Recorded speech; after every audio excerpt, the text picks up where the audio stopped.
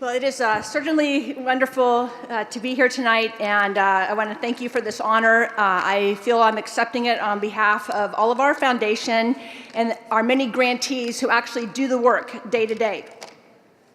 Service was a very big part of my upbringing and that of my husband, Stephen Dow, and our family made encouraging and supporting young people, having service be a major focus of their lives, a core tenet of our home.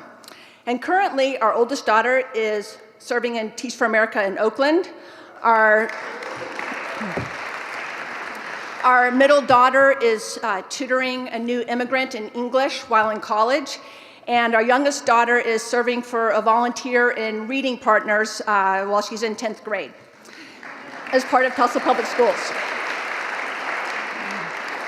Personally, when I feel overwhelmed by the needs and obstacles before us, I think of the powerful teaching from Rabbi Tarfon, who said, "It is not our duty to complete the task, yet neither are we free to desist from the work.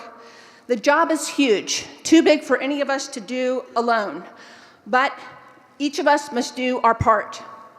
Our foundation, as you heard, supports many organizations that embody this principle. Teach for America, City Year, Reading Partners, Citizen Schools, several teacher residencies, Avodah, Hillel, Repair the World. In fact, we've partnered with other organizations to start Repair the World with the express goal of encouraging and facilitating more young Jews engaging in service on behalf of their communities. Repair the World takes its name from the Jewish concept of tikkun olam, which embodies the notion that God gave us an imperfect world intentionally for us to feel the need to work with him to make the world be closer to his image. Repair the World is headed by David Eisner, who joins us this evening, and who previously headed the Corporation for National and Community Service. As you all know, a key component of the corporation's work is AmeriCorps, and as you have heard tonight, the AmeriCorps and service story, while we may think it's known, it isn't as known as we would like. Being in business for many years, I was not as knowledgeable as I became once I became more engaged in our family's philanthropic work. And today, when we were again in Representative Cole's office asking what more we can do to ensure continued support for AmeriCorps, he reminded us of the importance of visiting. And Tom McKeon is here from Tulsa with us.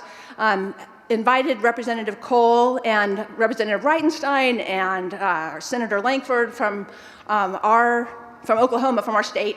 And I think those visits were very, very impactful for them to see City Year in the schools. Because I think that while those of us who've been to these places, or all of you who have actually worked in any of these programs, a year-long, 2 years, 3 years, you understand the challenges that are faced by these youth and that the AmeriCorps core members help address. But I think that we can't take for granted that our representatives know that story. And so remembering to talk about service and talk about AmeriCorps and bring our representatives to see these sites firsthand is one thing that we can all walk out of here very committed to doing.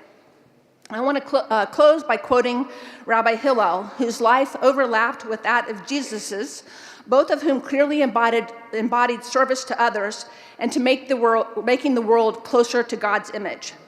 Rabbi Hillel said, "If I am not for myself, who will be for me? But if I am only for myself, who am I?